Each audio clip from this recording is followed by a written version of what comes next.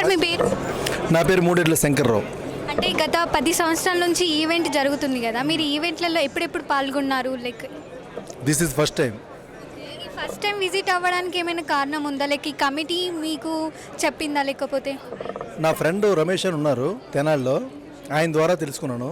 ఇంత బృహత్తర కార్యక్రమం ఇప్పటి నుంచి జరుగుతున్న అసలు నాకు తెలియకపోవడం నా దురదృష్టకరం.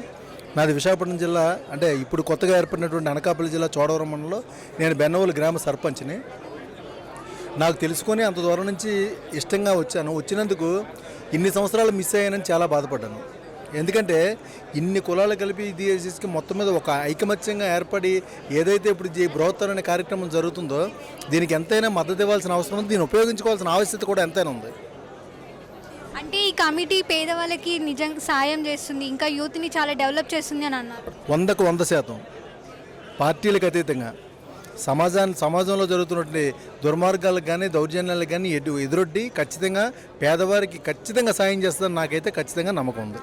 అంటే ఈ కమిటీలో మీరు ఒక నుంచి ఇంకొక నుంచి ఐడియాస్ షేర్ చేసుకుంటున్నారని విన్నాను. ఆ ఐడియాస్ మీరు ఏమైనా షేర్ చేయగలుగుతారా? ఖచ్చితంగా.